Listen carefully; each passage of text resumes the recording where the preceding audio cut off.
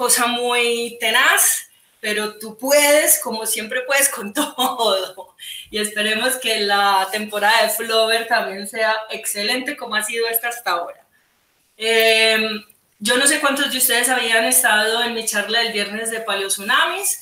Me presento un poquito, yo soy Gloria López, soy egresada de AFIT ya de hace unos cuantos años, en el 93, de la vieja escuela. Hice mi maestría y mi doctorado en Canadá, el primero en paleosismología, depósitos de tsunamis, y el segundo en geocronología con énfasis en luminiscencia óptica, que es un método relativamente nuevo de datación, muy chévere. Luego me fui a Israel a hacer un postdoctorado, manejé el laboratorio de luminiscencia de Holanda y ahora estoy hasta junio de este año aquí en España como líder del laboratorio de luminiscencia del CENIE, que es un centro de investigación en evolución humana. Pero nuestro programa de geocronología es súper fuerte. Tenemos 6 laboratorios de métodos de datación, de diferentes métodos de datación, abarcando así todo el cuaternario, métodos numéricos de datación, y básicamente le estamos haciendo la competencia, o lo que queremos hacer, la visión es hacerle la competencia a los laboratorios de datación de la Max Planck.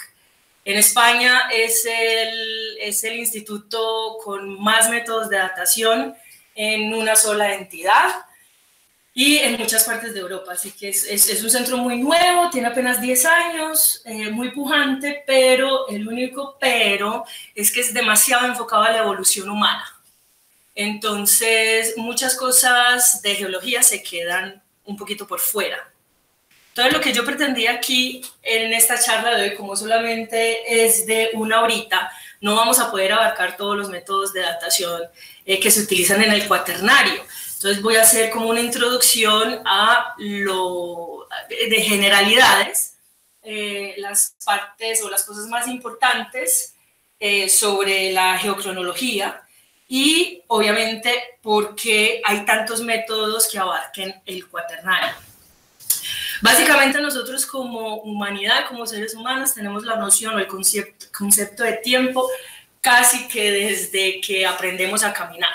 Es extremadamente importante porque de ello depende o vimos la evolución humana y siempre hemos tenido la noción del tiempo en nuestro día a día.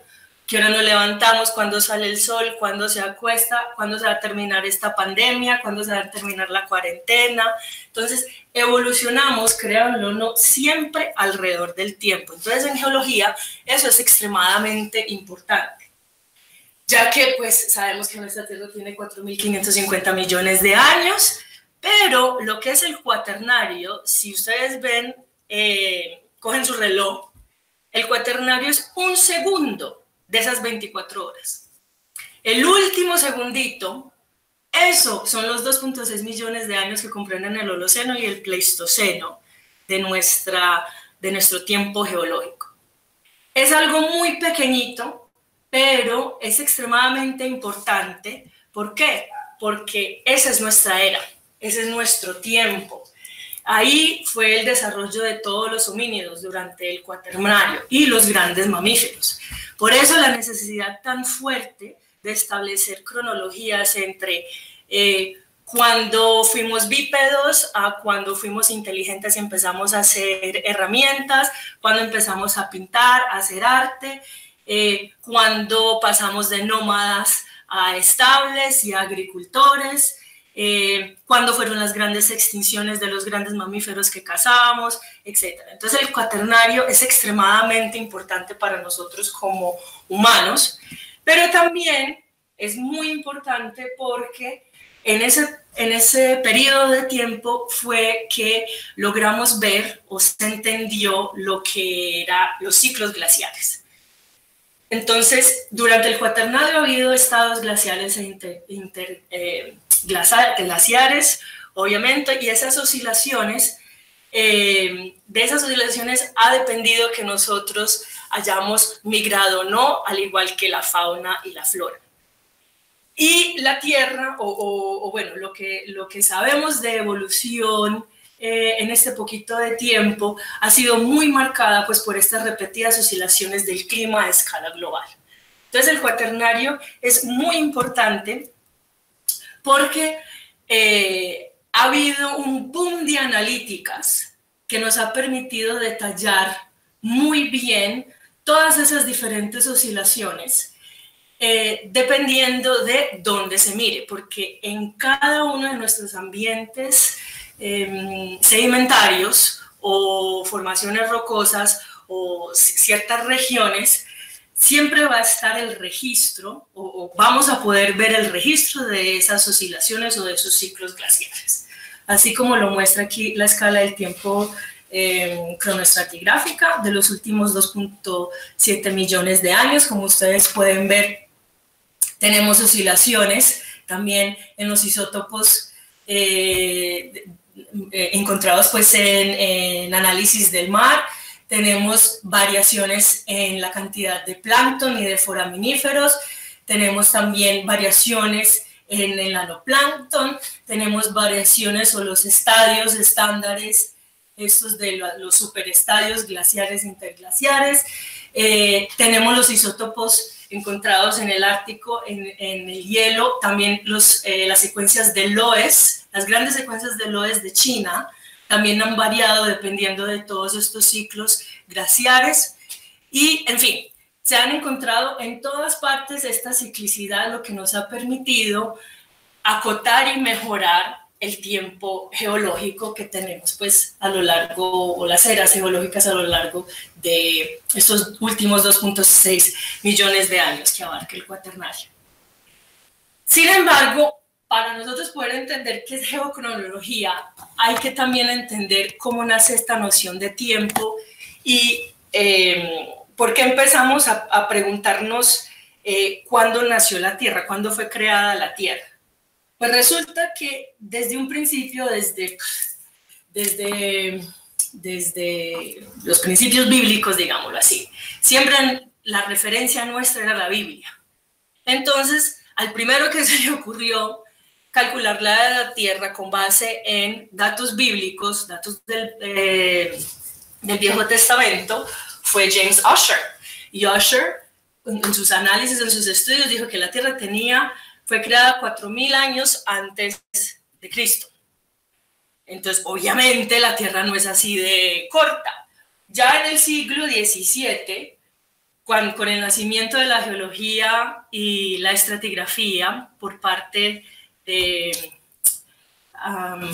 Steno, ahí se creó el concepto de tiempo geológico, es decir, las leyes de superposición de la estratigrafía, las leyes de horizontalidad, las relaciones laterales, la continuidad lateral, todo eso nos permitió o le permitió a Steno determinar que sí, lo más viejo está abajo y así sucesivamente se va acumulando hacia arriba. Y eso fue el primer concepto de tiempo geológico que pudimos palpar o que se empezó a utilizar para determinar qué tan viejas eran ciertas regiones del mundo. Obviamente, las ciencias del cuaternario no nacieron sino hasta el siglo XIX y así pudieron empezar a entender cómo era esa evolución de la ciclicidad de las oscilaciones glaciares, Milankovitch, la orbitalidad de la Tierra, etc. Que de todo eso dependía cómo iba evolucionando el tiempo, o sea, el tiempo pues durante todo el tiempo geológico, digámoslo así. Entonces, estos primeros conceptos de evolución de las especies, grandes glaciaciones, grandes ciclos de glaciación, tasas de acumulación de ciertos elementos o grandes periodos de hielo, ayudaron a entender y a formar el concepto de geocronología y sobre todo porque lo entendieron fue en épocas del cuaternario, porque era lo que estaba más expuesto. Entonces, tuvimos que esperar pues 2 siglos casi para poder entender cómo empezar a analizar cuantitativamente las edades de ciertas formaciones rocosas o de ciertos fósiles.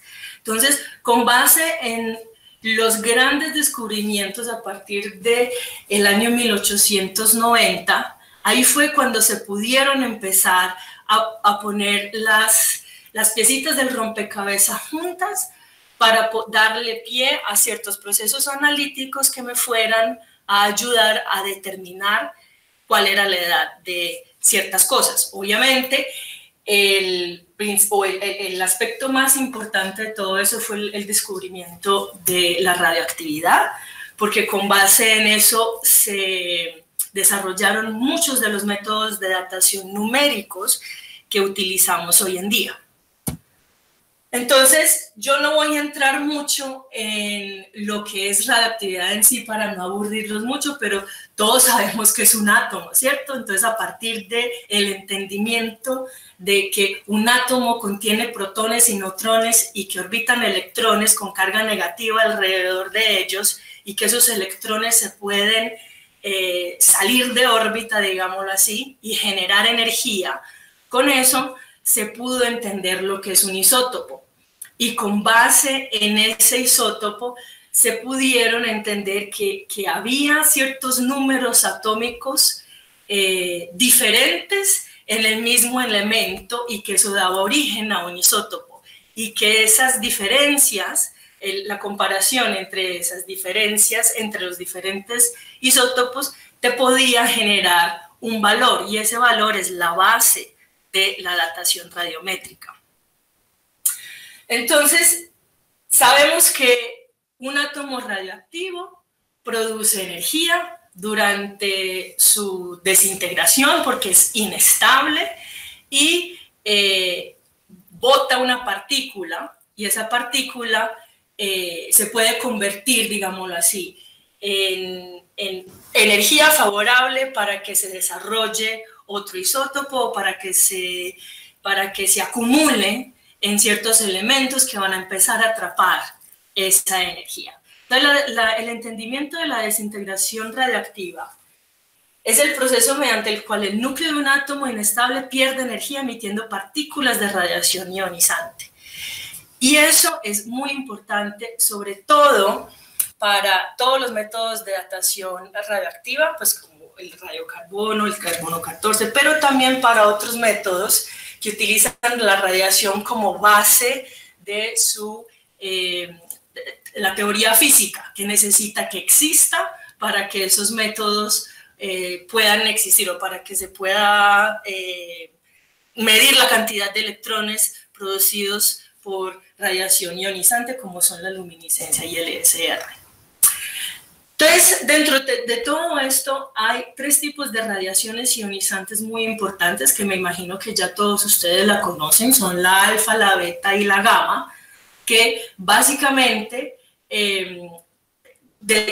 tienen diferentes niveles de energía, unas mucho más energéticas que otras, pero unas se pueden controlar, digámoslo así, más fácilmente que otras, porque otras penetran mucho más adentro de los materiales y también, pues obviamente, del ser humano.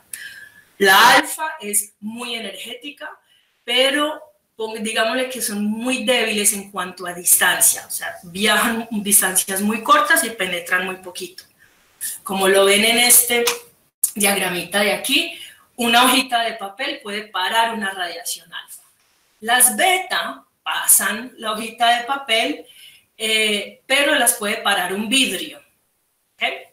Y las gamas sí son las que penetran estos dos elementos, son las más dañinas para nosotros, pero las puede parar el plomo. Entonces, este concepto es el que se maneja obviamente en las centrales nucleares y en todos aquellos laboratorios que, como el de luminiscencia o el de ESR, en los que yo trabajo, nosotros tenemos que tener varios niveles de protección radioactiva para no estar en peligro de estas cosas. Entonces, las alfas son las son las radiaciones ionizantes con mayor masa, las betas son las de menor masa y las alfa son las electromagnéticas. Y estos tres tipos de partículas son las que se van a generar durante una desintegración atómica y por las que se genera la radioactividad. Entonces, durante un ciclo de desintegración atómica en el cual un isótopo padre o un núcleo padre se convierte o eyecta un núcleo hijo, esa cadena de desintegración es extremadamente compleja, es una compleja reacción de núcleos que vibran y van generando núcleos hijos. Y la cadena tiene que seguir hasta llegar a un elemento estable. Pero sabiendo las concentraciones originales de estos elementos padre o de estos núcleos padre y asumiendo que la tasa de cambio, o sea, la tasa de desintegración es constante, se puede calcular cuántos elementos hijos se crean y al compararlo con los elementos padre, entonces puedes obtener un valor que ese se va a transformar en tu edad. Y eso nos lleva al concepto de vida media. Y este concepto de vida media es que cada vez que se desintegra un elemento, un isótopo padre, va a generar un isótopo hijo. Y a la media vida, el concepto de media vida es el que nosotros utilizamos para saber cuánto tiempo se necesita para llegar a esa vida media. Muchos elementos, varios isótopos, obviamente todos los elementos, perdón, tienen diferentes vidas medias.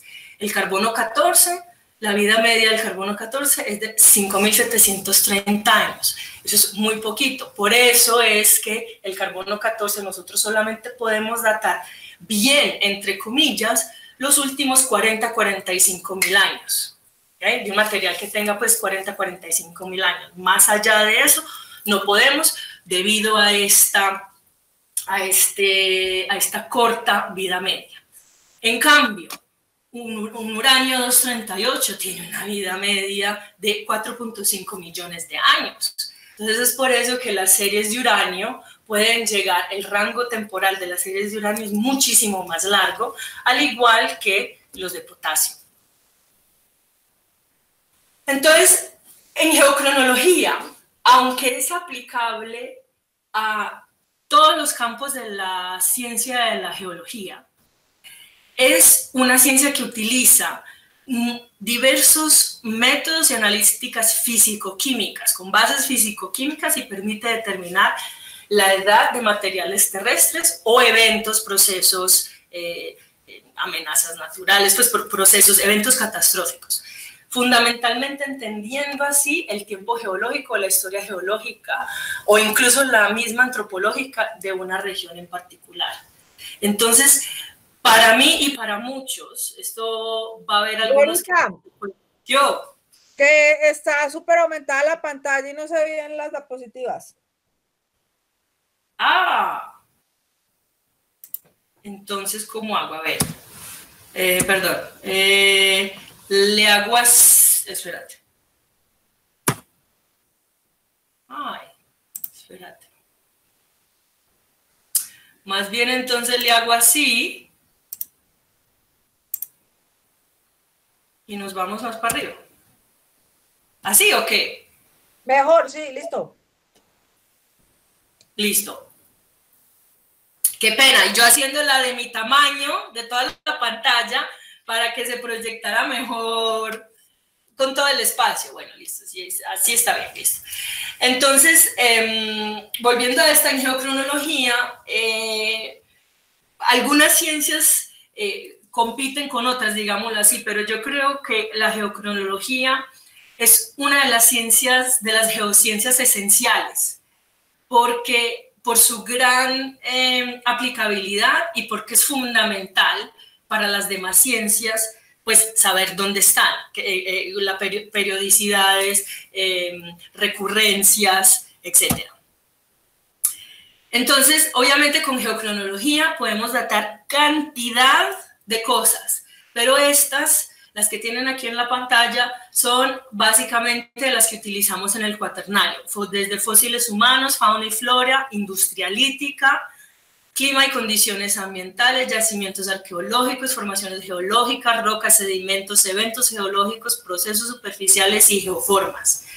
Es decir, que con la geocronología vas a poder reconstruir evoluciones ambientales, paleontológicas y arqueológicas, utilizando uno o varios métodos, porque obviamente un solo método de datación no te va a abarcar todo el cuaternario. Eso sería imposible por la diferencia en los diferentes tipos de materiales.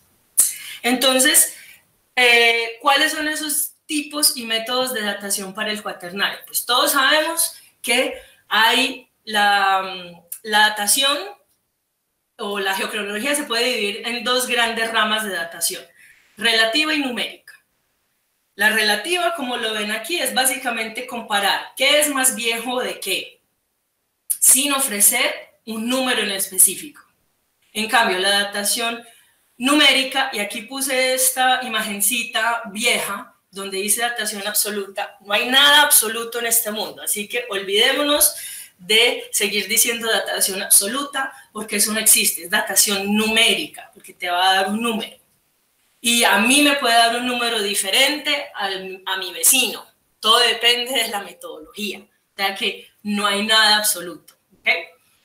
Entonces, la determinación numérica te permite determinar la edad de sucesos o de materiales mediante datos numéricos que se obtienen de diferentes formas.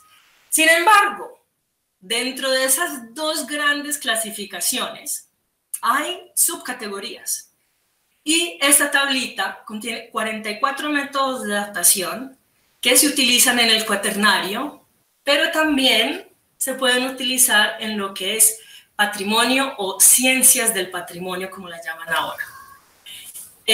Son 44 métodos de datación, de los cuales, como ustedes verán aquí, solamente tenemos 1, 2, 3, 4, 5, 6, 7, 8 que son realmente numéricos. Los radiométricos, los que se analizan o se determinan con base en carga atrapada, que son la luminiscencia y la resonancia paramagnética electrónica, y los geoquímicos, como la termocronología.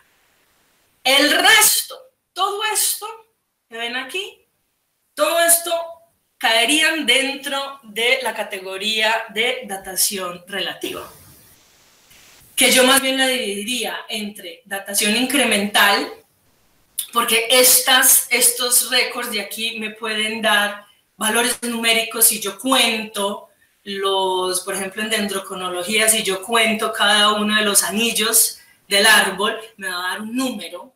Entonces, este incremental se puede dividir en relativo o en numérico dependiendo del tipo del método de datación. O, por ejemplo, las bandas de crecimiento de los glaciares, o sea, los niveles de crecimiento de los glaciares, que se llama Ice Core Chronology, o las bandas de los líquenes o los esferotemas. Y el más bonito de todos es las barbas, la cronología de barbas. Pero, sin embargo, aquí hay sin número de métodos relativos que, aunque muchos de ellos se utilizan más que todo es en arqueología, o sea, de más o menos de acá para acá.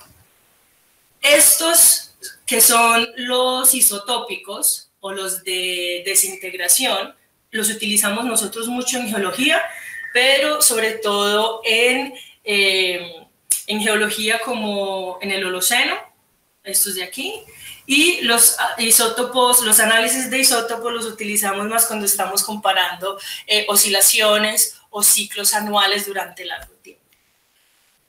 Yo no me voy a meter mucho con todos estos de aquí porque son demasiados. Yo no sé si ustedes los conocen todos. A mí me ha tocado poner esta tablita o armar esta tablita porque aquí en Europa estamos armando un gran como un complejo de instituciones de investigación que va a trabajar sobre patrimonio, sobre ciencias del patrimonio, para los cuales se están juntando muchos laboratorios de Europa y la proyección es hacerlo esto a nivel mundial. Entonces, yo estoy a cargo es de la unidad de cronología. Y para ello tenía que estudiarme todos los métodos de datación, sobre todo los que utilizamos en patrimonio, pero que afortunadamente también son todos los que se estudian en el cuaternario. Entonces, yendo un poquito más al detalle sobre lo que es datación relativa, pues ustedes ya conocen, o si no conocen, para los que son pues más estudiantes más jóvenes, los métodos que mandan la parada aquí en datación relativa, obviamente son la estratigrafía, la bioestratigrafía por el principio de sucesión faunística y los fósiles índices, y dentro de esta bioestratigrafía está la palinología y la igneología. Y el otro gran método de datación relativo es el paleomagnetismo, y dentro del paleomagnetismo entra el arqueomagnetismo, que se utiliza mucho en arqueología para datar hogares o incendios, ya pues más recientes, digamos. Otros métodos muy lindos y que se conocen relativamente poco, porque no son aplicables a escala global como los anteriores, son, por ejemplo, el líquen. El líquen se aplica mucho, o bueno, se aplica considerablemente, no mucho, se aplica considerablemente en zonas templadas porque requiere que crezca gradualmente. Para nosotros en el trópico, sí, nosotros tenemos mucho líquen, pero es que nosotros tenemos un nivel de productividad de líquen extremadamente alto. Entonces no tenemos esa temporalidad o esa estacionalidad que hay en los hemisferios, pues, en las zonas más templadas, y de pronto en un año ¡pua!, se te crece el líquen un montón, y entonces no es comparativo con el año siguiente, digamos que sea sequía y no te crece tanto. Entonces, para el trópico es muy difícil utilizar el líquen como método de datación relativa. Sí lo utilizan en los países nórdicos, por ejemplo. Y dependiendo de dónde crezca el líquen, va a tener un tamaño, un diámetro mayor o menor, porque todo depende también de los nutrientes que haya en ese sustrato donde se está agarrando el líquen. Entonces, como ven aquí en la tablita, en la imagen, líquenes que se forman en rocas, en superficies rocosas naturales, son grandes, tienen un diámetro grande y pueden durar mucho tiempo en formarse. En cambio, líquenes que se forman en un deslizamiento o en una mina abandonada o en las piscinas estas de descarga de minería, van a tener un diámetro muy pequeñito y solamente su vida, su rango temporal es muy corto. Otro ejemplo bonito, entonces está demorando. Bueno, ya de aquí pasamos a lo que es datación numérica, porque puedo contar, o sea, dar número, pero esta cae dentro de lo que es datación incremental. Entonces son todos métodos basados en un conteo o una adición anual de material orgánico o siliciclástico, como en las secuencias cíclicas de sedimento, como las barbas glaciares, por ejemplo, como ustedes pueden ver aquí en esta figurita. Entonces aquí, esto también ocurre más que todo es en aquellas regiones donde hay temporalidad, donde hay estacionalidad, o sea, hay ciclos de invierno y verano. Entonces, durante el invierno no hay mucha acumulación porque supongamos que hay una gran capa de hielo recubriendo un lago donde se van a formar estas barbas.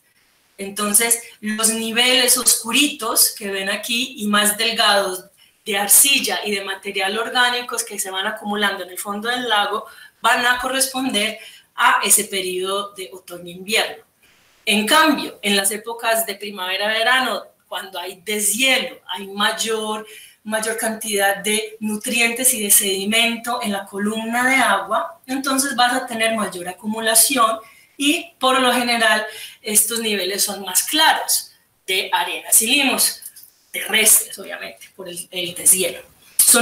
Es súper chévere trabajar con barbas porque son muy, muy precisas, pero otra vez, solamente dentro de zonas, o funcionan súper bien, es en las zonas del norte de los extremos, las que tengan estacionalidad.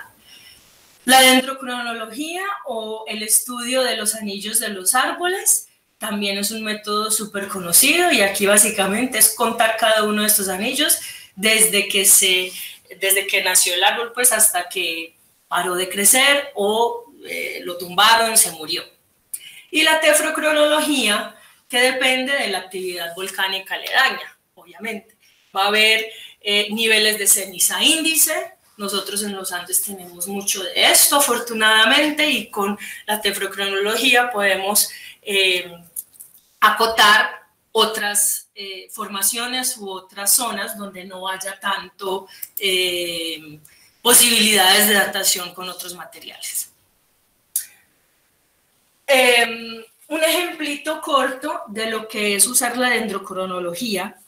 Cuando, digamos, esto pasa sobre todo es en yacimientos arqueológicos, y muchas veces los arqueólogos no tienen dinero, o no solamente los arqueólogos, también nosotros no tienen dinero para las dataciones, porque las dataciones siempre salen siendo muy costosas. Entonces, lo que hacen es tratar de ver si tienen árboles enterrados en sus diferentes unidades, y suponiendo que el árbol murió durante el enterramiento de esa unidad, tú puedes comparar los anillos de crecimiento de cada uno de esos árboles y darle una edad relativa a todo el paquete sedimentario. O si no, también puedes analizar los anillos de crecimiento de uno solo, y si tienes suficiente dinero como para datar numéricamente los demás niveles, pues obviamente la secuencia estratigráfica, la geocronología de esta secuencia estratigráfica estaría sería mucho más precisa. Ahora bien, la datación numérica obviamente se tiene que basar en ser capaz de darle un número con su error, con su incertidumbre, a una roca, un sedimento, un fósil, etc.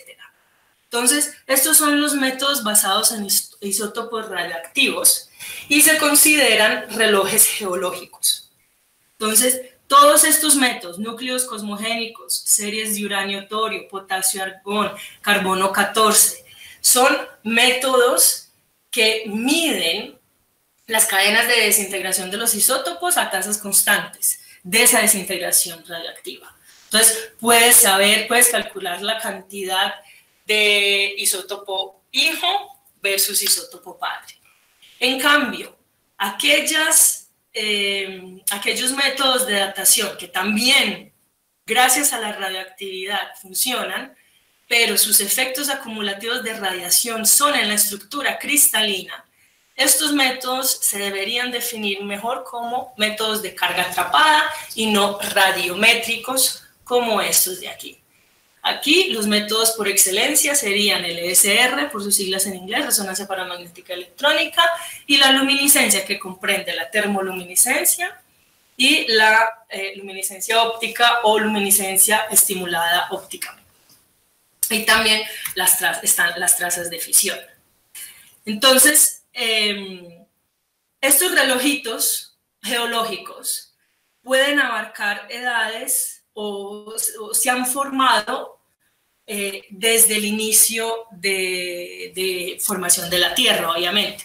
Pero en el cuaternario lo que nosotros vamos a buscar es tratar de datar cosas que se puedan obviamente datar por estos métodos de datación, como son los huesos y los corales por uranio-torio, dientes y también corales por ESR, cuarzo o feldespato por OSL, ESR también data cuarzo y feldespato, y la termoluminiscencia obviamente solamente va a ser en materiales quemados como cerámicas o también obsidiana, o materiales antropogénicos que hayan sido, pues, material lítico antropogénico que haya sido quemado. Obviamente hay un problema grande que tenemos que tener en cuenta cuando utilizamos estas metodologías radioactivas, y es que la radioactividad antropogénica producida por minería, polución, pues carburantes, la energía nuclear, incluso la medicina nuclear y las pruebas atómicas, pueden llegar a enmascarar la radioactividad real del ambiente que tú quieras datar. Y eso hay que tenerlo en cuenta. Y esto es un campo de la geocronología que muy poquitos están trabajando o que están teniendo en cuenta en sus cálculos. Y lo otro es que también cuando vamos a datar patrimonio, los materiales de construcción están fabricados con rocas o elementos o procesos que contienen materiales radioactivos.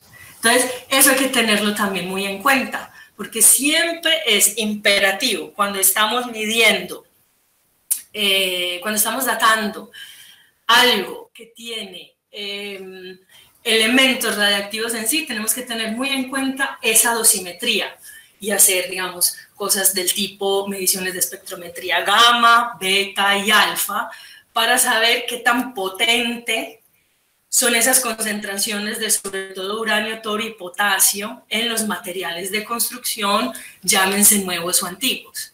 Esto es clave, por ejemplo, para luminiscencia y para ESR, que son los dos métodos que más se están trabajando actualmente en el cuaternario. Esto está pasando muy lento, este mouse. ¡Ay, no! Eso. Entonces, aquí les estoy mostrando una compilación de lo que son los diferentes métodos de datación utilizados más utilizados en el cuaternario. Desde una edad cero, o sea, hoy, hasta los últimos 3 millones de años o más. Los únicos métodos que sobrepasan los 3 millones de años, pues obviamente el cuaternario es los 2.6 millones de años, los últimos 2.6 millones de años, los métodos que son capaces de sobrepasar esa barrera de los 3 millones son el paleomagnetismo, la racemización de aminoácidos, potasio-argón y las trazas de fisión. De resto, todos estos otros están concentrados en los últimos 3 millones de años. ESR, cuando se datan dientes en ESR, puede que lleguen a más de 3 millones de años, pero esto es algo que todavía está en el tintero porque el diente más antiguo que se ha datado hasta ahora ha sido el de Homo antecesor aquí en Atapuerca y dio 1.8 millones de años, si no me equivoco, en un paper de Science que salió el año pasado. Y lo hizo un colega mío aquí en el CENI. Luminiscencia, por ejemplo, entonces ESR sí puede ir en cuarzo, de los 100.000 a los 3 millones de años. Luminiscencia abarca desde prácticamente ayer, la edad más corta o más reciente de luminiscencia que se ha obtenido ha sido 4 años atrás, esto fue hace 8 años. Es decir, que yo creo que ahora podemos estar en la capacidad de datar eventos y cosas que se hayan formado 2 años atrás y puede llegar hasta los 1.2 millones de años por la técnica o el protocolo de luz violeta. En luminiscencia, dependiendo del material, ya sea cuarzo o feldespato, o el tipo de luminiscencia utilizada, o el tipo, perdón, de filtro óptico utilizado, puedes llegar más atrás en el rango temporal o no. Los núcleos cosmogénicos también están más o menos dentro del mismo rango de la luminiscencia y al igual que y las series de uranio también. Las series de uranio están llegando a los 700.000, pero han sido muy pocos los experimentos y las las publicaciones sobre eso. Obviamente el carbono 14 supuestamente va hasta los 50.000, pero mejor dejémoslo en 40.000-45.000. El líquen y la dendrocronología obviamente son muchísimo más jóvenes. Entonces, aquí me voy a concentrar un poquito es en el método que está mandando la parada ahora, que es la luminiscencia óptica. Desde hace unos 10 años, ya no más, desde hace unos 15 años, le sobrepasó al carbono 14 y es el método que en la actualidad se está utilizando más para dataciones de cuaternario en el mundo. ¿Por qué? Porque básicamente usa los dos materiales o los dos minerales más abundantes sobre la faz del planeta. Y porque los que somos expertos en luminiscencia nos hemos visto a la tarea de datar una grandísima cantidad de ambientes sedimentarios y de procesos geológicos con mucho éxito. Entonces, desde depósitos glaciares hasta depósitos de playa, ese es el mejor de todos los ambientes naturales para hacer luminiscencia. En fin, se han tratado de abarcar o de estudiar y experimentar en casi todos los tipos de ambientes para poder así corroborar que luminiscencia de verdad se pueda aplicar en casi todos los campos o todos los campos de las geociencias.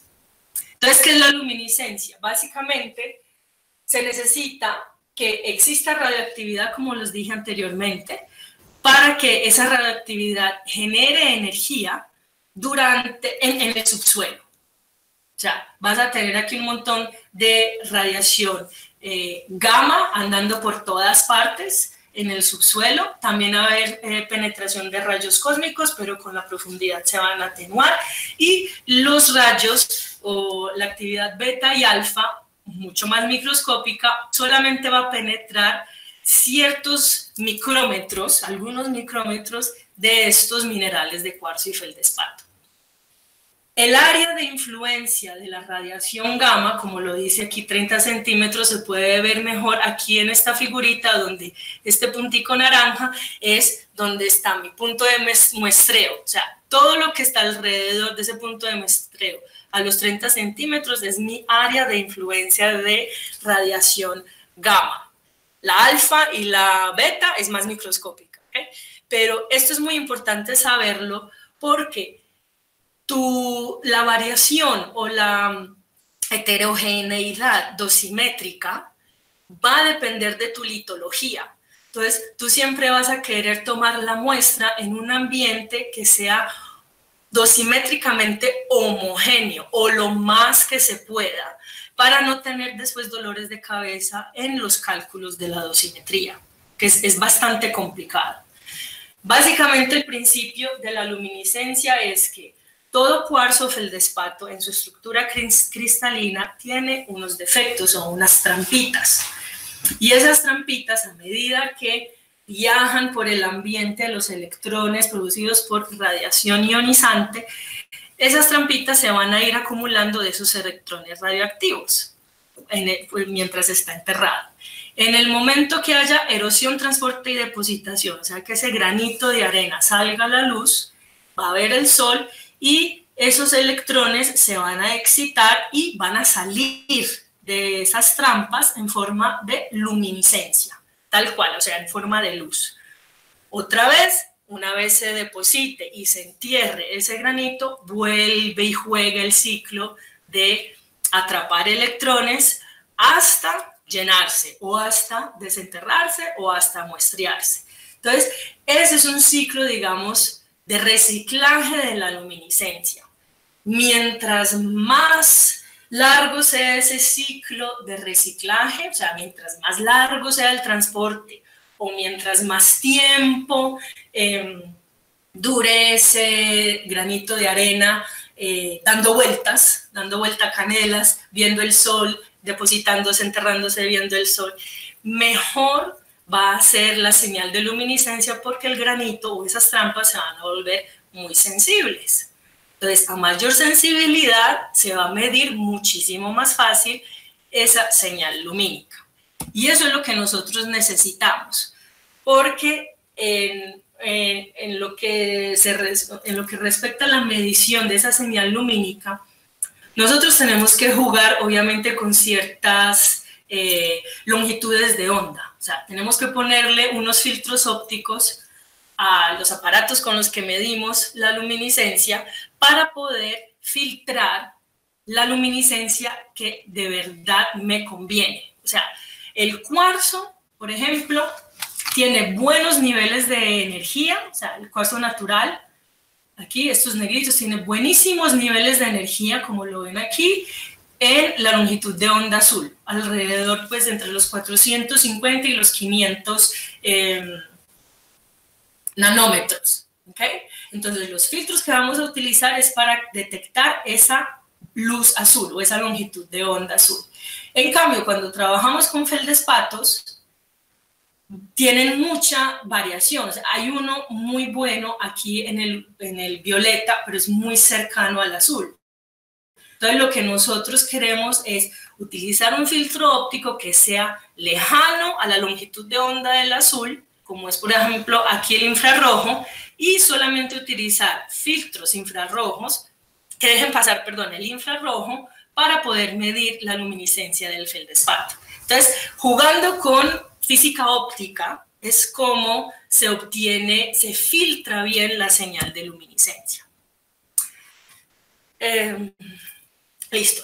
En lo que es el cálculo de la edad, básicamente es tener en cuenta lo que es la dosis equivalente, o sea, lo que nosotros medimos en el lector de luminiscencia, que es básicamente la paleodosis o la cantidad de energía acumulada durante el enterramiento, dividida por la dosimetría anual, o sea, la tasa de dosis anual, que se descompone en la tasa de dosis alfa, la beta, la gamma y la cósmica. O sea, esto me lo va a dar mediciones en campo o mediciones en el laboratorio, análisis de laboratorio en el material bruto, o sea, todo alrededor de los 30 centímetros del punto de muestreo, y esta paleodosis o la dosis equivalente me la van a dar los granitos minerales puros, ya sea de cuarzo feldespato, después de un largo y muy detallado tratamiento de la muestra en el laboratorio.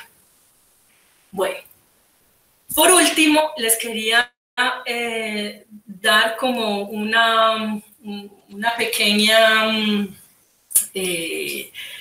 para que tengan en cuenta que en lo que es la datación numérica tenemos que tener muy en cuenta la calidad de ese dato numérico que nosotros estamos analizando. Y es básicamente los conceptos de exactitud y precisión. Muchos de ustedes sabrán ya lo que es exactitud y precisión y que todo se mueve alrededor de una dispersión, ¿cierto? La medida de una dispersión de datos en torno a una media. Obviamente, mientras más alta sea la precisión, mejor, y mientras más alta sea la exactitud, mejor, ¿cierto? Entonces, esto es algo que se tiene que tener en cuenta en todos los cálculos, digamos en luminiscencia, por ejemplo, y en ESR, pero también en carbono 14 y todos los demás métodos radiométricos. Tienes que tener en cuenta qué es lo que tú estás midiendo, la calidad de lo que tú estás midiendo. Sí, básicamente son un montón de puntos aleatorios, muy lejanos los unos de los otros, apague y vámonos. Ahí es una edad de estas, es horrible. ¿Usted cómo va a hacer una media, un promedio, o cómo va a aplicar modelos estadísticos en una cosa con tantísima dispersión? En cambio, algo así como esto de mayor precisión, pero con poca exactitud, pues te puede dar una idea de un mínimo relativo, ¿ya? En cambio, si tienes unos datos, unos pocos datos cercanos a lo que tú crees sea bueno, o sea, son exactos, más sin precisión, ahí tu error va a ser muy grande en el valor numérico. Y obviamente, la bella de las bestias va a ser la precisión, algo que sea preciso y exacto, o sea, una dispersión, un histograma gaussiano perfecto. Esto existe, se ve, yo lo he visto, yo lo genero. En luminiscencia nosotros trabajamos muchos con modelos de dispersión y con alta estadística, al igual que en radiocarbono, pero esto es algo que no todos los métodos de datación utilizan o evolucionan. Ya con lo que es los modelos bayesianos, como ya no son solamente de la comunidad de carbono 14, sino que se están expandiendo por los demás métodos de datación, podemos acotar y mejorar esas variables estadísticas que utilizamos en el cálculo de edades. Y para finalizar, les quería mostrar aquí unas 4 referencias generales sobre métodos de datación, en general, pues utilizados en geología, y también pues específicos al cuaternario, de los cuales la publicación más reciente es esta enciclopedia de métodos científicos, de datación científicos, la cual fue editada pues, y organizada por mi supervisor de doctorado, Jack Rank. Yo tengo aquí un par de capítulos en esta también, y este fue mi compañero de laboratorio, JT. JT estudió física médica, entonces él estaba a cargo de todo lo que era la parte de física nuclear y física médica. Es un excelente volumen. Hay 2 capítulos de este otro volumen, de este otro libro, perdón, que también es relativamente reciente, en el 2015 salió. Los capítulos 3 y 4 de este libro de paleoclimatología, que trabaja la reconstrucción de temas en el cuaternario, son excelentes. Son muy al punto y muy exactos, muy buenos, me ha parecido a mí. Un otro que también es relativamente reciente, en el 2008, hecho por los alemanes, es una edición especial en esta revista de Ciencias del Cuaternario, que son básicamente 10 artículos muy específicos, pero hablan en un lenguaje para el no especialista y se meten en detalles súper chéveres, y que no necesariamente los tratan en los libros grandes. Pues en el chico de Quaternary Walker, este ya sí se está volviendo viejito en el 2005. Es que es muy difícil también actualizar libros. Este es un clásico. Tiene todos los métodos, básicamente los que les he hablado hoy aquí, los métodos del cuaternario. Está, yo creo, que todas las bibliotecas de todas las universidades que hacen geología. Y yo creo que necesitamos revivir más el cuaternario o estudiar más el cuaternario, sobre todo nosotros en nuestros países pues, en desarrollo, que tenemos tanta necesidad de estudios sobre amenazas, sobre procesos superficiales y demás. Y este último es otro clásico, ya es más viejito, ya tiene 20 años, pero detalla supremamente bien todo lo que son las aplicaciones, sobre todo en paleosísmica y metodologías de campo. Este también es súper chévere, viejito, pero sirve, todavía sirve como texto básico. Y ya, yo creo que ya eso es todo por ahora. Eso fue todo. Glorita, muchísimas gracias. Súper pendiente la tarea que tenemos apenas regreses al país para hacer el seminario de dataciones de cuaternario aquí en Bogotá, que me parece fundamental si queremos fortalecer la escuela de crecimiento de cuaternario. Digamos que este insumo es sumamente valioso para nosotros. Tienes unas preguntas ahí en el chat del profe Juan María. ¿Lees tú el chat? Te leo, Glorita. Sí, aquí puedo ver, a ver. Listo. A ver, veo.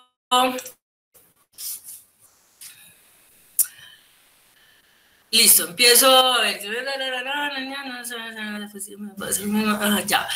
Diego Martínez, ¿qué precauciones se debe tener al momento de tomar muestras en campo para OSL y cómo es el comportamiento de esta técnica en seguimiento de lagos? ¡Wow!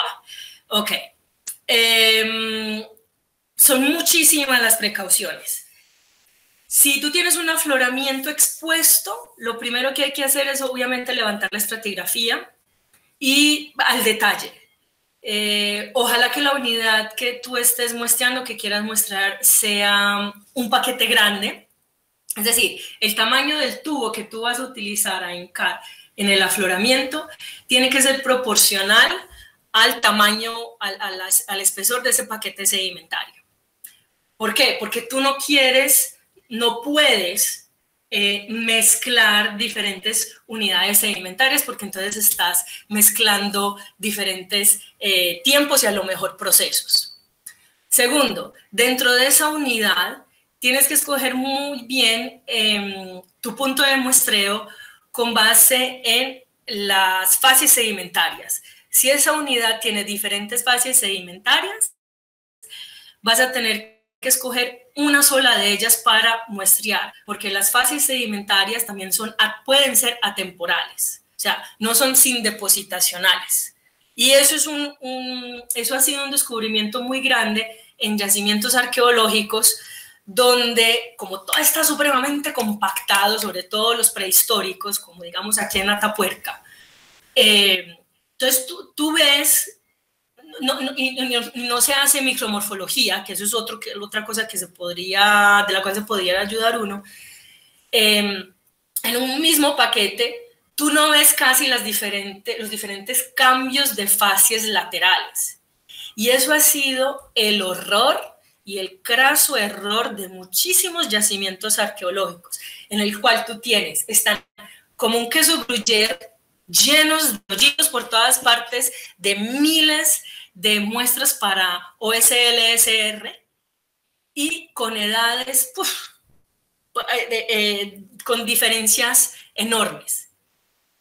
Con solo decirte que en 20 metros de largo, un mismo nivel, si tú tienes diferentes fases, puedes tener una diferencia en edad de 200.000 años. Entonces, eso es a tenerlo en cuenta. Y lo otro que tienes que tener muy en cuenta es que esa unidad no sea bioturbada, ni por flora ni por fauna, porque puede alterar muchísimo la edad.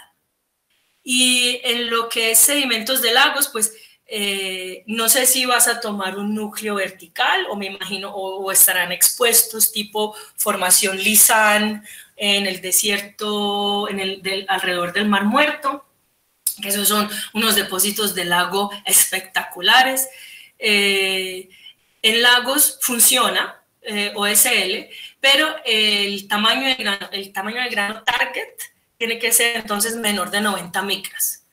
En luminiscencia, el mejor tamaño de grano o el tamaño de grano estándar, digámoslo así, que no ha visto alteraciones en edad al repetir muchas mediciones, el que está en 90 y 180 micras.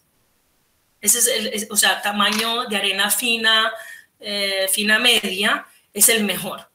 A mayor tamaño de grano, más,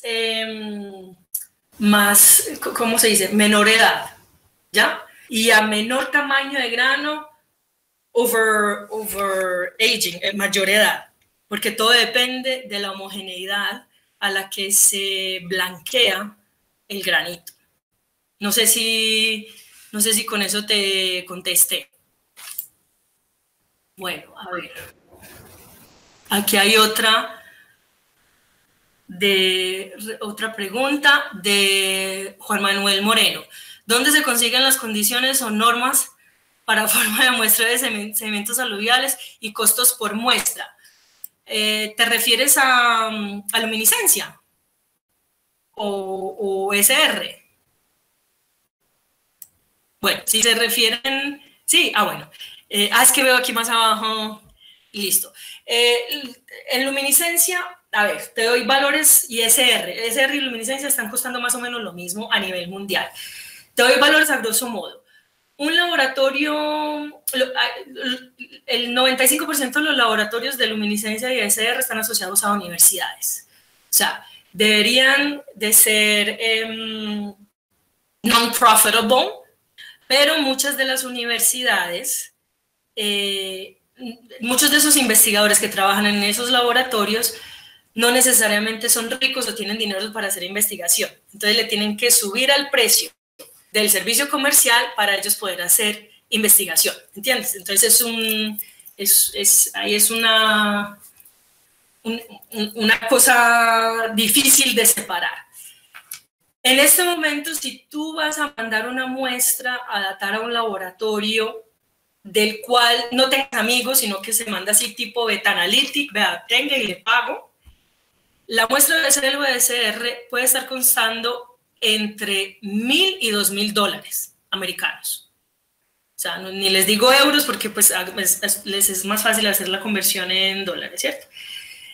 Si es a nivel de colaboración, es decir, la persona del laboratorio tiene coautoría o tienen un convenio interinstitucional, puede llegar a estar, el valor puede ser entre $500 y $1,000. Y si es tu investigación o es tu súper amigo y él te quiere hacer un descuento súper, si es que lo hace, entonces te va a cobrar básicamente lo que son los insumos de preparación y de medición.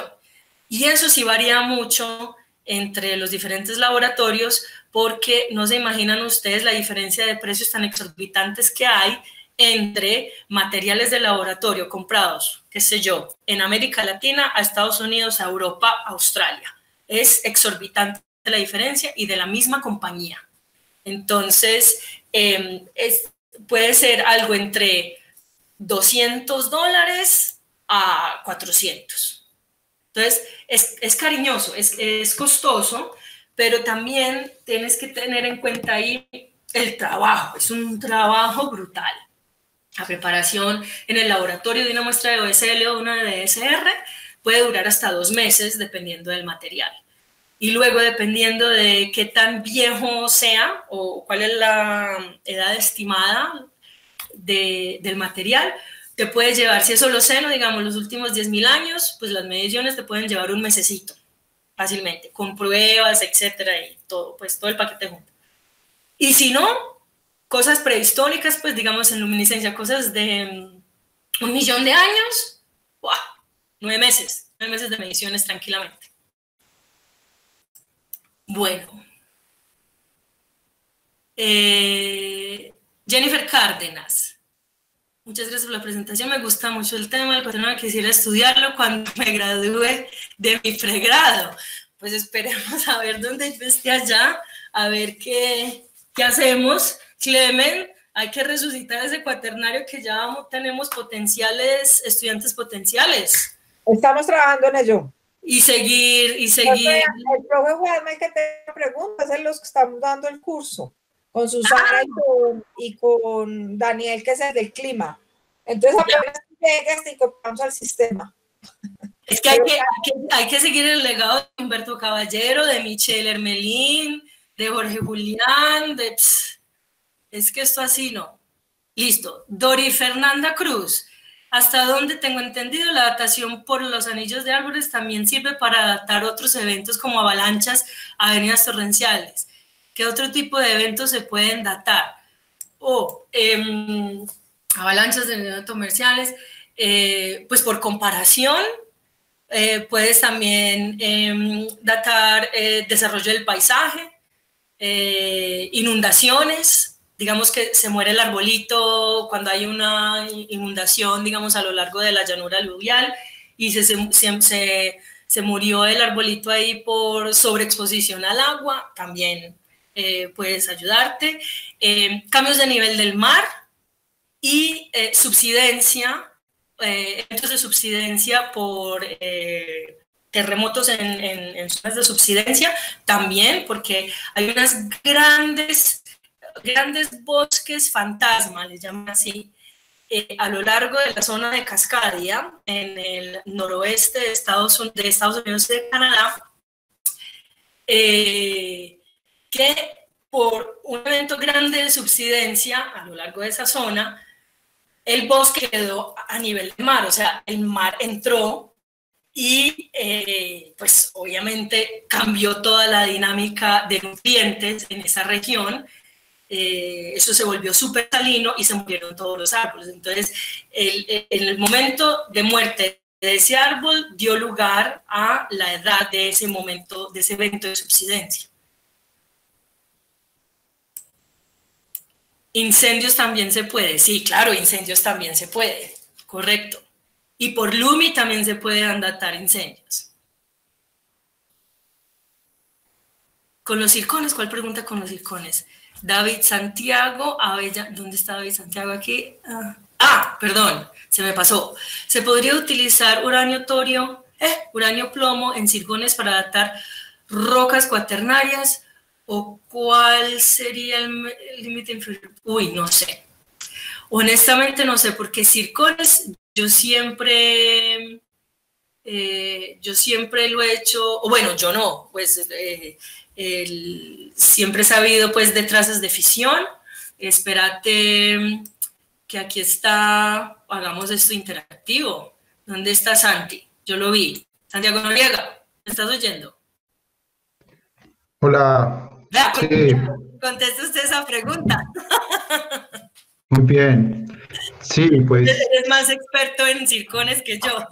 realmente la pregunta de David habla de rocas cuaternarias, pero que yo conozca, se han datado más que todo son depósitos volcánicos, Sí. tefras.